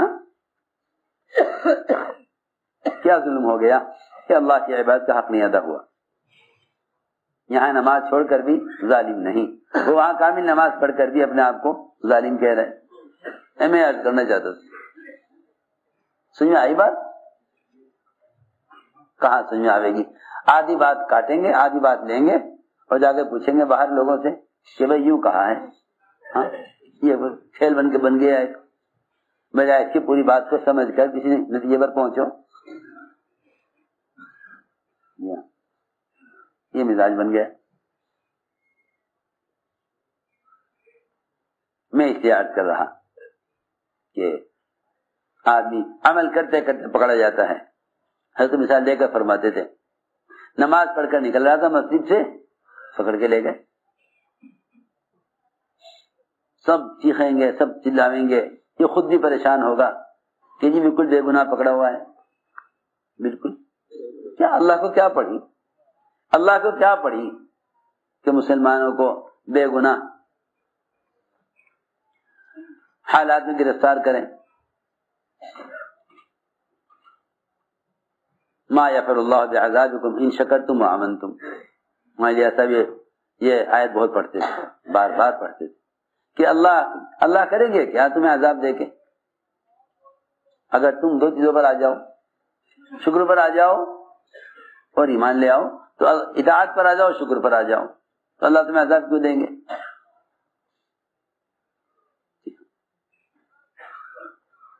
مسلمان شکایت کرتا ہے کہ بالکل بے گناہ پکڑا گیا ہوں. حضرت مثال دیتے فرماتے کہ ایک آدمی نے ایک بتی کاٹ لی, لال بتی, گزر گیا. اگلی لال بتی آئی, اسے بھی کاٹ گیا. اور وہاں لگے ہوئے ہیں کیمرے, آج کل تو کیمرے لگے ہوتے ہیں نا. ہاں, یہ خوش کہ چلو یہاں سے بچ گیا, یہاں سے بچ گیا. اگلی تیسری بتی پر, لال بتی پر آ کے ٹھہر گیا. اسے نہیں کاٹا. یہاں اطاعت پر ہے, یہاں اطاعت پر ہے. کھڑا ہوا تھا, پولیس والے آئے, پکڑ کے لے گئے, ادھر آ جاؤ. سارے دیکھنے والے کہہ رہے دیکھو یہ ظلم ہے. ہمارے سامنے کی بات ہے, ہم سب دیکھ رہے تھے. وہ لال بتی پر کھڑا ہوا تھا بیچارہ, اسے لے گئے پکڑ کے. جی ہاں, کیونکہ پیسے کمانے ہیں ان کو, تو کیا کرنے, پیسے کمانے ہیں. بیچارہ دیکھو لے گئے پکڑ کے. تم تو دیکھ رہے سارے کہ لال بتی پہ کھڑا ہوا ہے, وہ دیکھ رہے ہیں دور سے کہ بھئی یہ دو بتیاں کاٹ کے آیا ہے. اس پر نہیں پکڑ رہے کہ یہاں کھڑا ہوا تھا, اس پر پکڑ رہے ہیں کہ دو بتیاں پہلے کاٹ کے آیا ہے.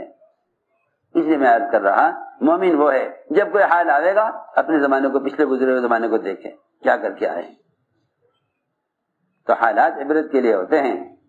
جو حالات کو اسباب سے جوڑ دیتے ہیں وہ عبرت نہیں لیتے، وہ کہتے ہیں ہم مظلوم ہیں.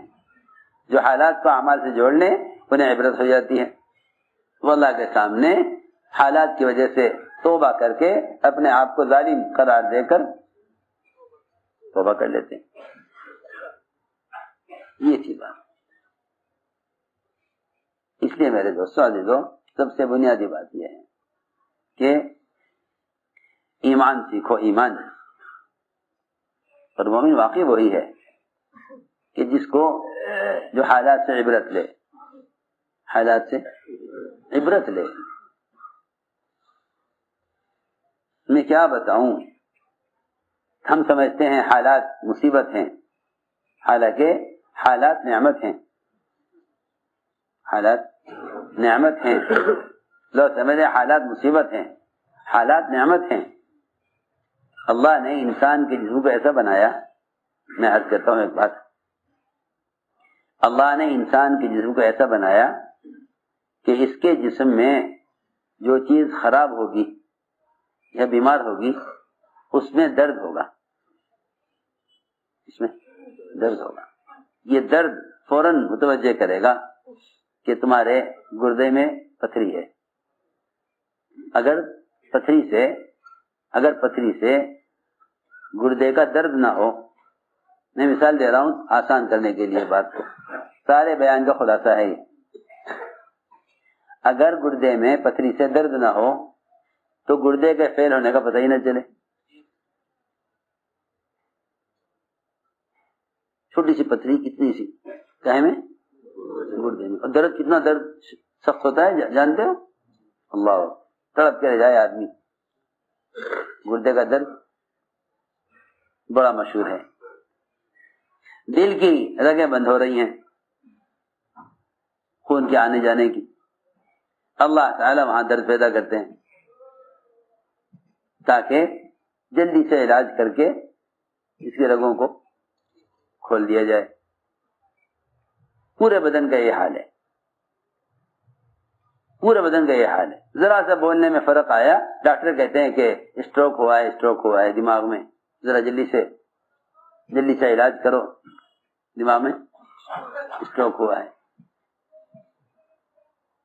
بس یہ بات میں یاد کر رہا کہ یہ ایک اللہ نے انسان کے جسم میں نظام رکھا ہے کہ جو عضو بیمار ہوگا اس کی بیماری کا الارم درد سے بجے گا.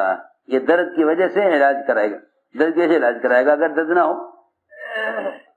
پتہ ہی نہیں چلے گا کیا ہو رہا اندر. بس اسی طرح زمین و آسمان کے درمیان جتنے بھی حالات ہیں وہ سارے حالات انسان کے کو اعمال کی طرف متوجہ کرنے کے لیے ہیں. سمجھتے تھے یہاں ان حالات سے عبرت لے کر عمل ٹھیک کر لو، ورنہ اسی حال میں قبر تک پہنچ جائے گا. اسی حال میں قبر تک پہنچ جائے گا. اسی حال میں قبر تک پہنچ جائے گا. اس لیے دوستو عزیزو نقل حرکت اس لیے ہے چل پھر کر حالات کو دیکھو. ان حالات کو دیکھ کر آج کل کے لوگوں کا حال یہ ہے کہ وہ ان حالات سے بجائے اللہ کے قریب ہونے کے اور دور ہو جاتے ہیں. کیوں؟ کہ وہ حالات کا حل اللہ کے غیر میں تلاش کرتے ہیں. جن کے اسباب غرق ہو جاتے ہیں وہ نئے اسباب تلاش کرتے ہیں. جو بھی نقصان کو اسباب سے جوڑتا ہے نا وہ اور مزید اسباب لاتے ہیں. وہ کہتے ہیں یہ اسباب صحیح نہیں ہے اور اسباب لاؤ. پھر اللہ ناکامی لاتے ہیں، پھر کہتے ہیں اور اسباب لاؤ. بعض سے بیچارے ایسے ہیں جو اس سے تنگ آ کر ان کے پاس کوئی سبب نہیں رہتا سوائے خودکشی کے کہ آخر میں لا کر اپنے آپ کو ختم کر لیتے ہیں. کیونکہ انہیں جب اسباب میں کسی طرح حل نظر نہ آئے گا تو واپس پلٹنے کی تو گنجائش نہیں، آگے کوئی راستہ نہیں، وہ اپنے آپ کو ختم کر لیتے ہیں. خودکشی لوگ کرتے ہی جب ہیں جب وہ اسباب کی دنیا میں انتہا کو پہنچ جاتے ہیں. جی انہیں کوئی راستہ نظر نہیں آتا سوائے اس کے کہ دنیا سے نکلیں. حالانکہ دنیا سے نکلنا مسئلے کا حل نہیں ہے. دنیا سے نکلنا مسئلے کا حل نہیں ہے. اسے میرے دوستوں عزیزوں اللہ کے راستے کی نقل و حرکت اس لیے ہے تاکہ تم اللہ کی قدرت کی نشانیوں سے عبرت لو. قدرت کی نشانیوں سے عبرت لو. قدرت کی نشانیوں سے عبرت لو. اچھے اور برے حالات علم میں رسوخ پیدا کرنے کے لیے ہیں. جو حالات کا مشاہدہ کریں گے اللہ کے راستے میں نکل کر انہیں معلوم ہوگا کہ نہ ماننے والوں پر کیا عذاب اور کیا نقمتیں ہیں اور ماننے والوں پر کیا نعمتیں ہیں. اس سے تمہارا یقین اور کامیابی کا یقین دین کے ساتھ اور بڑھے گا. اس سے میرے دوستو عزیزوں اپنے دین کو لے کر حرکت میں آؤ. امت کو ڈوبنے سے بچانے کے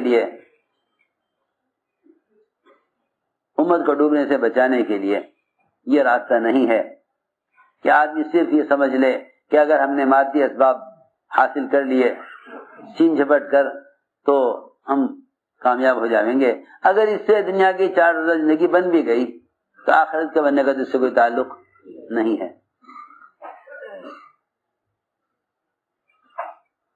آخرت کے بننے کا تو اس سے کوئی تعلق نہیں ہے.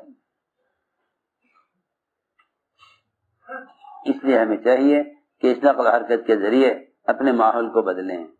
اس وقت ضرورت ہے اس کی کہ امت کو اللہ کے فرائض کی طرف لاؤ. اس کو ضرورت ہے اس کی. کیوں؟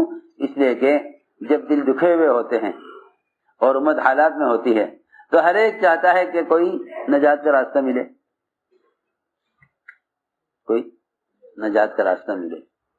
جب حالات آتے ہیں تو دل نرم ہوتے ہیں. اس موقع پر اعمال کی طرف لانا آسان ہوتا ہے. جی ہاں لوگ پوچھتے ہیں بھائی کیا کریں ان حالات میں. یہ حالات میں عمل کی طرف لانا آسان ہوتا ہے. خواہش کے نقشے سے نکالنا عمل کی طرف مشکل ہوتا ہے. لیکن حالات اور مصائب کے زمانے میں اعمال کی طرف لانا آسان ہوتا ہے کہ قلوب نرم ہو جاتے ہیں. قلوب نرم ہوتے ہیں. تو میں نے عرض کیا کہ یہ موقع ہے اس کا لوگوں کو دعوت دے کر اعمال کی طرف لاؤ. کیونکہ اللہ رب العزت یہ دیکھتے ہیں کہ جو دوسروں کو عمل کی طرف لا رہے ہیں اللہ تعالیٰ ان کی قربانیوں کو عام امت کے حالات سے نکلنے کا سبب بنا دیتے ہیں. یوں ہے بات. اکرمہ جب اسلام سے بھاگے ابو جہل کے بیٹے تو کشتی میں طوفان آ گیا. یہ ڈوبنے لگے. یہ کیا کریں؟ کوئی بچاؤ کا راستہ؟ کہ ہاں ایک ہی راستہ ہے بچاؤ کا. اخلاص کا کلمہ کہہ لو بچ جاؤ گے. کہ وہ کیا ہوتا ہے پوچھا حضرت اکرمہ نے کشتی کے ملاح سے کہ یہ کیا ہوتا ہے. اس نے کہا کہ کلمہ لا الہ الا اللہ کہو بچ جاؤ گے. یہی ایک راستہ ہے نجات کا. اکرمہ نے کہا کہ میں اس سے بچ کر تو بھاگ رہا ہوں. اگر مجھے کلمہ پڑھنا ہوتا تو میں یمن کیوں بھاگتا. کشتی والے نے کہا نہیں, اگر نجات کا چاہتے ہو تو یہ راستہ ہے. وہاں ڈوبنے سے بچے, یہاں آ کر اللہ نے اسلام کی ہدایت دی, اسلام میں داخل ہو گئے.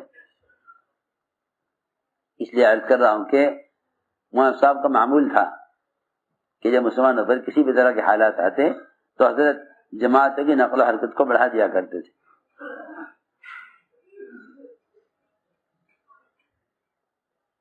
یہ نہیں کہ حالات میں آج کل لوگ وظیفے پوچھ رہے ہیں. وظیفے کہ بھائی کوئی وظیفہ بتاؤ جس سے بیٹھ کے پڑھنے.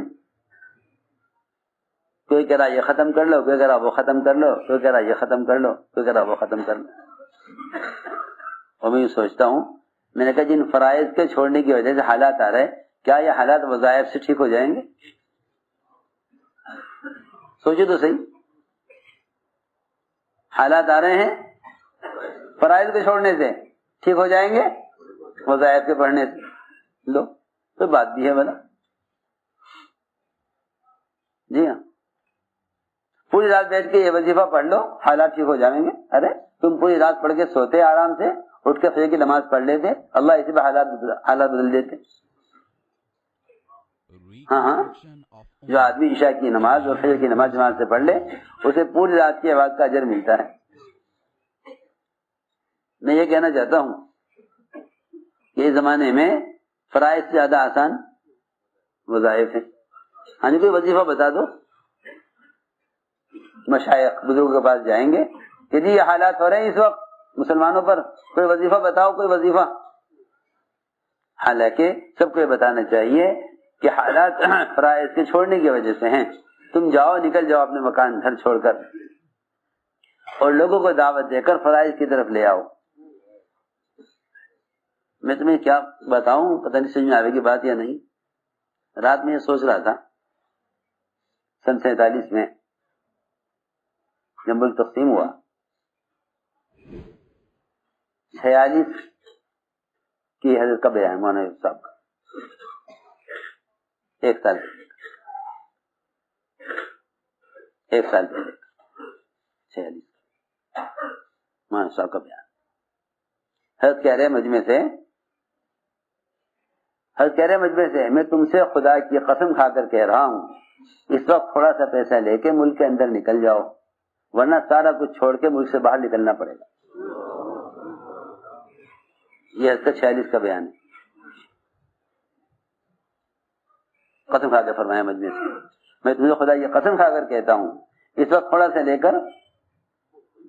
پیسے لے کر ملک کے اندر نکل جاؤ اللہ کے راستے میں.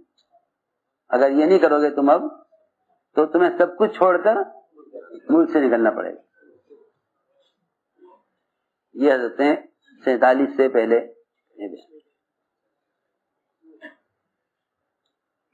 ایک آدمی نے گستاخی کی، کھڑا ہوا مجمع میں کہ کون نکال دے گا ہمیں؟ پورا خاندان سارا مال اسباب جو ہے، دکان مکان زمین سب کچھ چھوڑ کر ایسے حالات میں نکلے، کچھ کسی بھی چیز کا بھی معاوضہ نہیں ملا. بڑی بڑی حویلیاں، بڑی بڑی زمینیں، گاؤں کے گاؤں چھوڑ کر چلو. مولانا صاحب نے فرمایا اس وقت تھوڑا سا مال لے کے ملک کے اندر چلے گا، لوگوں کو نماز پر اور کلمے پر آمادہ کر لو. یہ نہیں کرو گے تو سب کچھ چھوڑ کر کہاں سے نکلنا پڑے گا؟ ملک سے باہر. میں یہ بات حضرت کی یاد آ رہی تھی کل سے.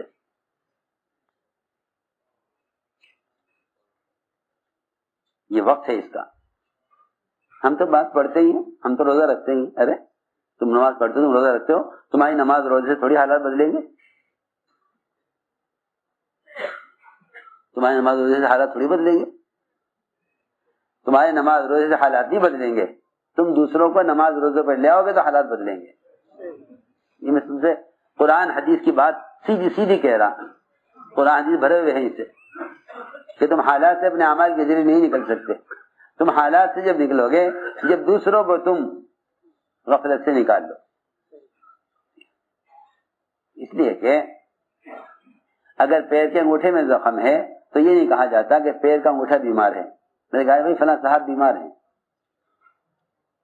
فلاں صاحب کیوں بھائی، کیا کہتے ہیں؟ فلاں صاحب. دیکھو، حالانکہ پیر کا انگوٹھا بیمار ہے، مگر بیماری کی نسبت پورے آدمی کی طرف کی جاتی ہے، پورے شخص کی طرف. ہماری بات سمجھ میں آ رہی؟ بیماری کی نسبت کی جاتی ہے پورے شخص کی طرف. فلاں صاحب بیمار ہیں، حالانکہ بیماری کہاں ہے؟ صرف پیر کے انگوٹھے میں. پیر کے انگوٹھے میں. بس حدیث میں فرمایا ساری دنیا بکھرے ہوئے مسلمان ایک جسم کے اعضاء کی طرح ہیں. اگر پوری دنیا کے کسی کونے بے دینی ہے تو ساری امت بیمار ہے.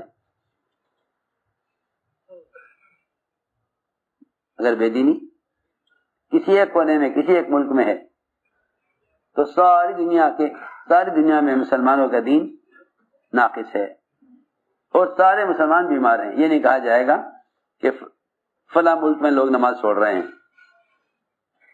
ہماری بات ذہن ذرا توجہ سے سنو. سارا بدن صحت مند، پیر کے انگوٹھے میں زخم. ڈاکٹر کہتے اگر انگوٹھا نہ کاٹا گیا فوراً تو یہ بیماری بڑھ جائے گی، پیر کاٹنا پڑ سکتا ہے اور آگے جان کو بھی خطرہ ہو سکتا ہے. کیوں بھائی؟ ایسا ہی ہے نا. وہ پورے بدن کے تحفظ کے لیے پیر کے انگوٹھے کا علاج کرتے ہیں اور ہم یہ سوچ کے چھوڑ دیتے ہیں ارے ہم تو نماز پڑھ رہے، کوئی نہیں پڑھ رہا تو کیا بات ہے، وہ جانے اسے اپنی قبر میں جانا، مجھے اپنی قبر میں جانا. کہ قبر کا تو معاملہ بعد میں ہوگا، پہلے دنیا جو جہنم بنی اس کا کیا کریں؟ ہاں سوچنے کی بات ہے. ایک بے نمازی کے نام سے 40 گھروں تک، اگر آپ کے محلے میں 40 بے نمازی ہیں تو کتنی نوسط ہوگی؟ اس لیے کہہ رہا ہوں کہ انفرادی اعمال سے مسئلہ حل نہیں ہوگا. انفرادی اعمال سے مسئلہ حل نہیں ہوگا. اللہ تعالی مسلمانوں کی مدد سارے باطل کے خلاف اس پر کریں گے کہ تم دوسروں کو ایمان عمل صالحہ پر آمادہ کرو، ورنہ قرآن نے صاف کہہ دیا کہ امت کسی بھی زمانے میں خسارے سے بچ نہیں سکتی جب تک دوسروں کا اعمال پر آمادہ نہ کرے. دوسروں کا اعمال پر آمادہ نہ کرے. اگر چاہو کہ حالات بدلے تو اپنے وطن چھوڑو اور نکلو اللہ کے راستے میں. عمل چھوڑنے والوں کو منکر کے ماحول سے نکالو اور عمل کے ماحول میں لانے کی محنت کرو، کیونکہ اس پر اللہ رب العزت حالات کو بدل دیں گے. کیونکہ اللہ تعالی مدد فوراً لے آتے ہیں ان مسلمانوں کے لیے جو دوسروں کو عمل پر لانے کی کوشش میں لگے رہتے ہیں. اور اگر دوسروں کو عمل پر آمادہ نہیں کرتے تو تم اپنی عبادات کے ذریعے مسئلے کو حل نہیں کرا سکتے. اپنی عبادت کے ذریعے مسئلے کو حل نہیں کرا سکتے. جتنی چاہے اعلیٰ نماز پڑھ لو، جتنا چاہے اعلیٰ ذکر کر لو، حالات تمہارے اعمال سے بدلیں گے نہیں. حالات عمل سے بدلیں گے نہیں جب تک دعوت پر نہیں آؤ گے.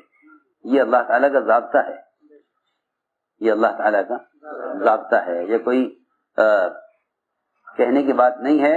قرآن حدیث سے بھرے ہوئے ہیں. قرآن حدیث سے بھرے ہوئے ہیں. اللہ نے قسم کھا کر کہا ہے قرآن میں کہ اگر دوسروں کو اعمال پر آمادہ نہیں کرو گے اور دوسروں کو اللہ کے فرائض پر نہیں لاؤ گے تو تم خسارے سے بچ نہیں سکتے. ہم اس چکر میں ہو کہ حکام مان جائیں تو مسلمانوں کا حالات درست ہو جائیں. بس میرے دوستو اس کے لیے عزم کرو، ارادے کرو، اپنے وقت کو فارغ کرو امت کو ایمان اعمال صالحہ پر لانے کے لیے. ذمہ داری اپنی نہیں ساری امت کی ہے. اب ہمت کر کے فرماؤ جو علماء ماشاءاللہ سال لگائے ہوئے ہیں وہ عرب سال کے لیے، اور جو علماء سال کے لیے آئے ہیں وہ سال پیش کریں. جو 4 ماہ لگائے ہوئے ہیں وہ بھی ملکوں میں کھلے خرچ کے ساتھ نکلیں. امت کو اللہ کے فرائض پر جمع کرنا یہ نقل و حرکت کا اصل مقصد ہے. تبلیغ کوئی مدرسہ تھوڑی ہے کہ آدمی نکل کے سیکھ لے پھر بیٹھ جاوے. وہ تو ایک مسلسل محنت ہے عمل کی فضا قائم رکھنے کے لیے. فرماؤ ہمتیں کر کے ارادہ اللہ صاحب فرمائے. بھائی 4 مہینے جو لگا چکے ہیں 5 مہینہ کھلے خرچ کے ساتھ بولے. جو علماء سال لگا چکے جی جی اللہ کو اور فرمائے. بھائی جی بھائی